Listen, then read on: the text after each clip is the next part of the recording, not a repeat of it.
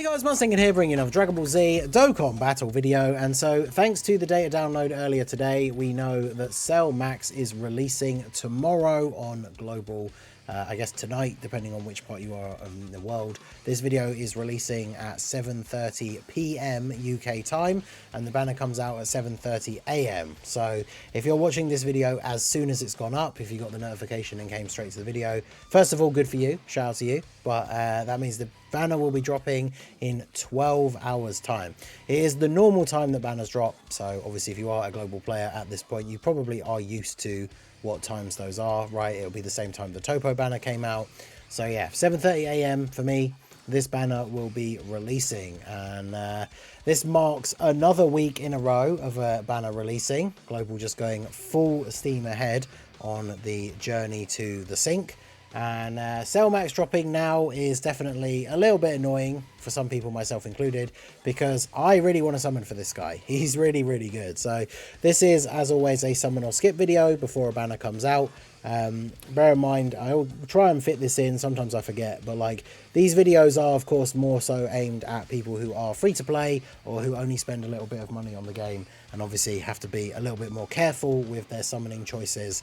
If you're a whale, a collector, someone who just loves Cell Max, probably going to summon regardless of what we say in the video. But do let me know your thoughts down below if you are going to be summoning for him.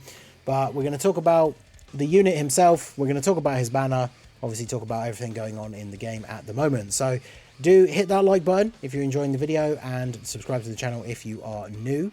But yeah, Cell Max Extreme STR. So finally a really good, actually meta relevant Extreme STR character.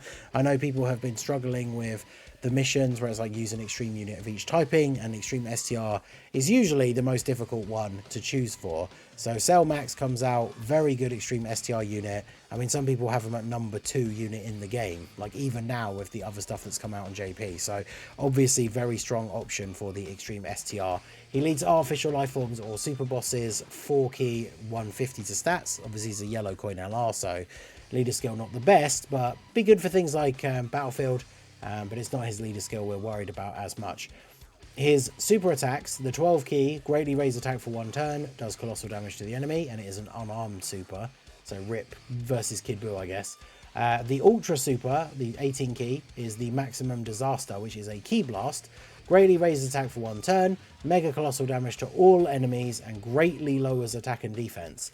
So he's greatly raising attack, it's an AoE, and he greatly lowers attack, which is obviously very useful for the events where that is actually a relevant ability now. It's good that some of these tougher bosses do have that, makes it a little bit easier. And then he has an entrance animation. He gets attack and defense 100% and guard.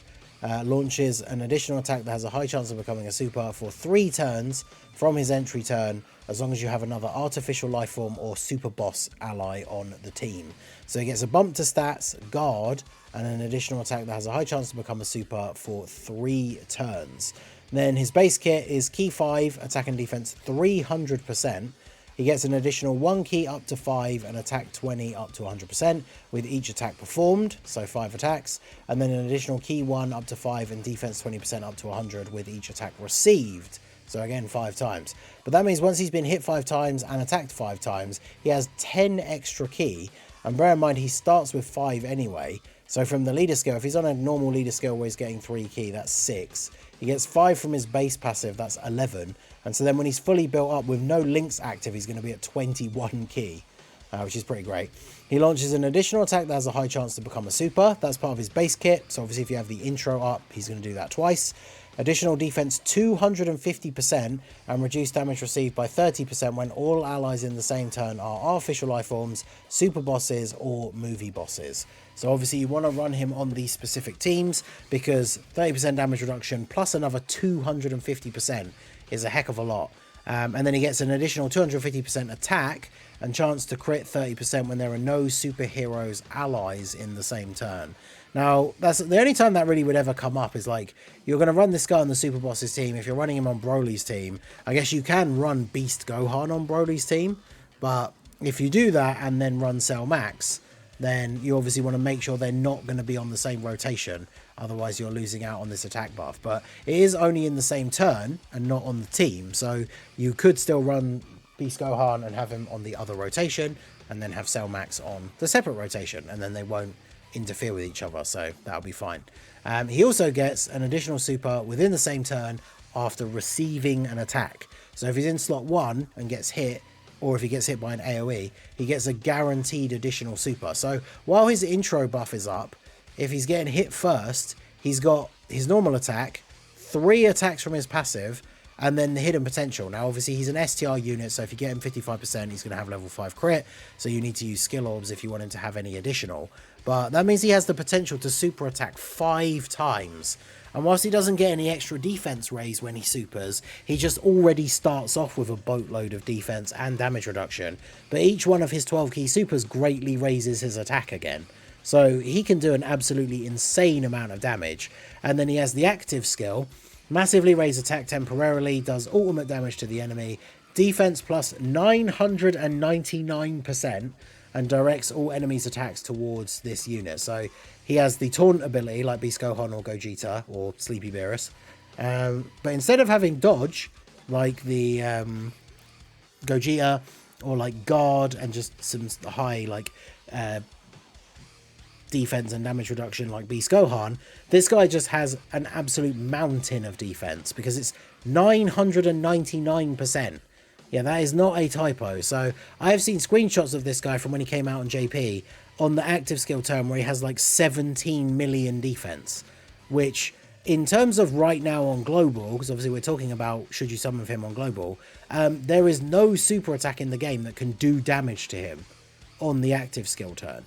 So on the turn where you've used his active skill, he could take a super from any boss in the game and he will take double-digit damage because like an attack would have to do, like let's say if we used 17 million is like a high ball, but even at 55%, let's say on the active skill turn he gets 10 million defense.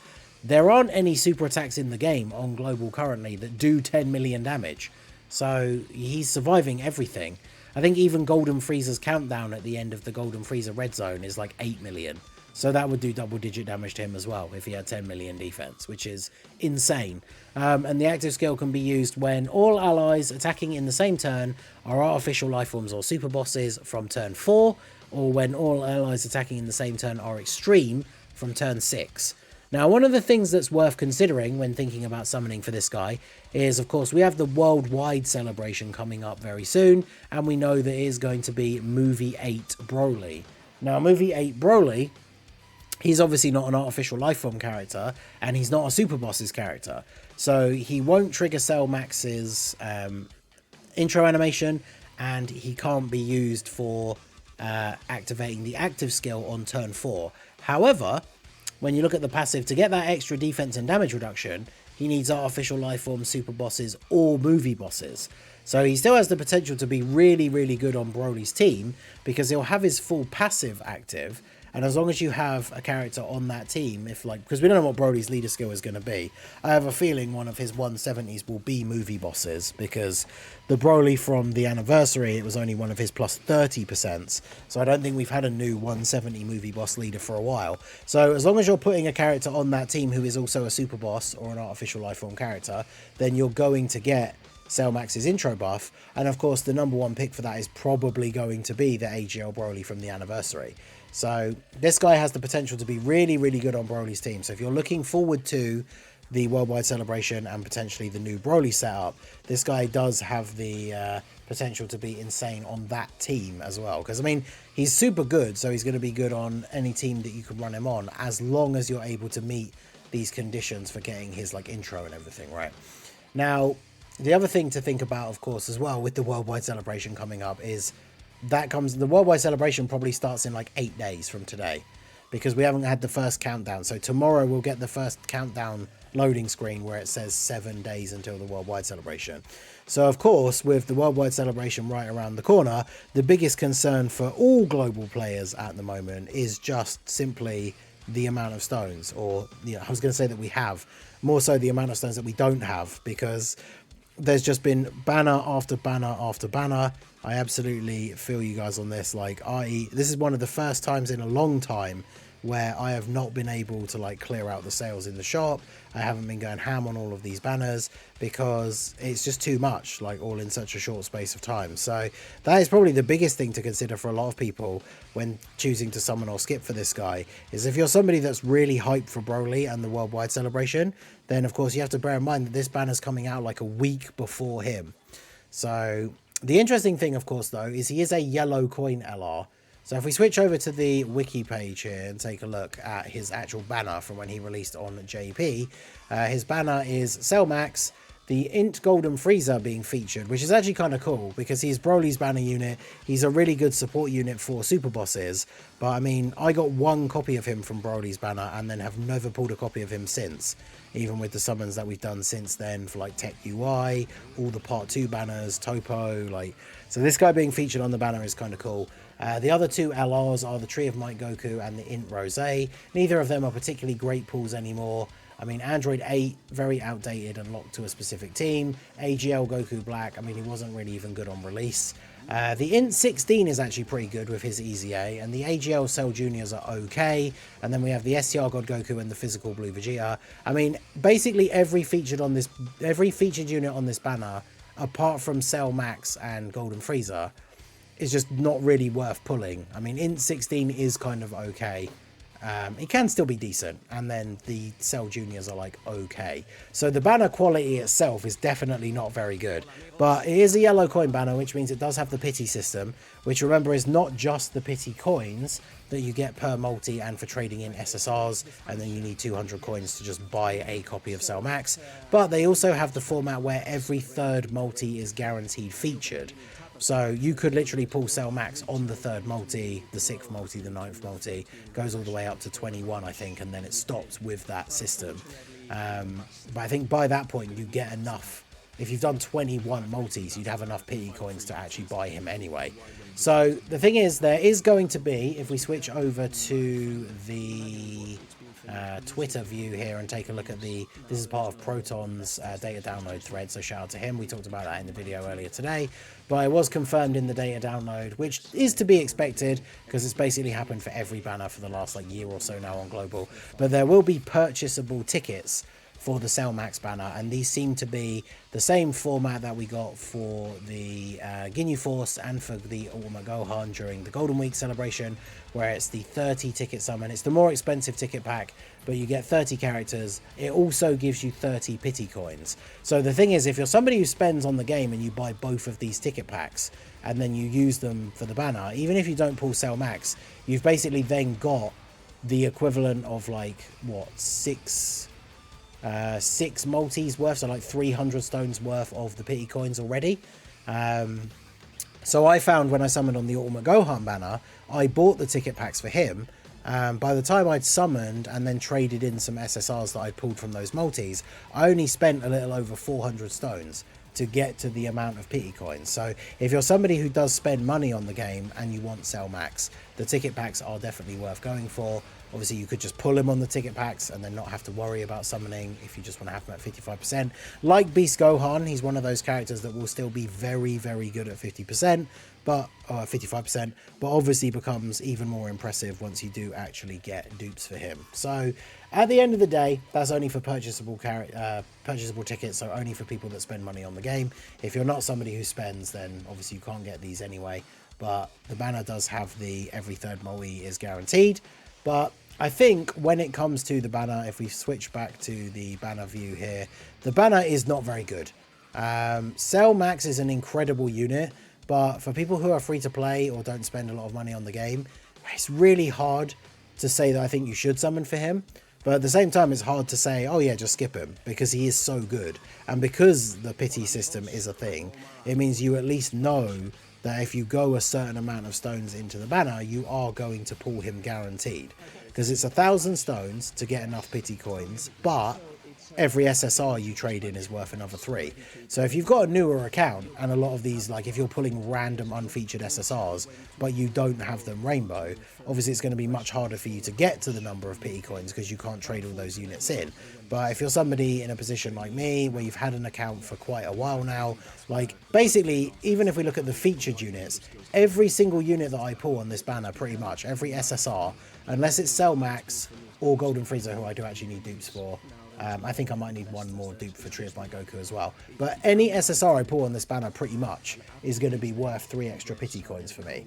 So if you're getting like God Goku animations and getting 3, maybe even 4 SSRs in a multi, you're getting a bunch of extra of these coins and you can reach the pity amount in a much quicker time. So that is something to consider. If you're a newer player, it's going to be way harder to get to the pity without going almost all the way up to 1,000 stones. So that is something to bear in mind. Now, the worldwide celebration looming is probably one of the biggest reasons why a lot of people would skip.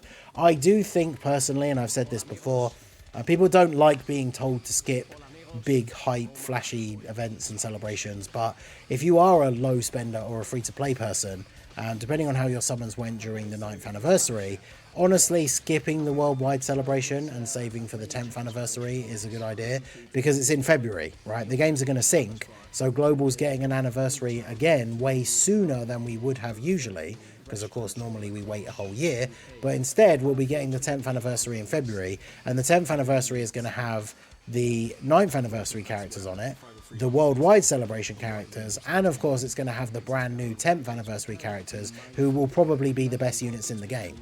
So I would say if you're someone who does really want Cell Max, you have the building blocks of a really good Super Bosses or Movie Bosses team, you could summon now, if you've got enough stones to reach the pity system, get Cell Max, and then basically just not summon again until the 10th anniversary, unless something crazy comes out at like New Year or something like that. But honestly, I feel like that's probably the way to go if you're free to play or a low spender. If you're a huge Broly fan and you don't care about Cell Max, then, you know, maybe you want to dip into the worldwide celebration a little bit, but bear in mind, like I said, that he will be on the 10th anniversary banners. The other thing to mention as well is that Cell Max, in theory, him coming out before the worldwide meant that he could have been featured on the carnival banners in the worldwide celebration, but the problem is his banner will still be up when the worldwide celebration starts. So the only way I can think that it potentially will work is that if his banner goes away before part 2 starts, then he will be unfeatured in the part 2 carnival banner.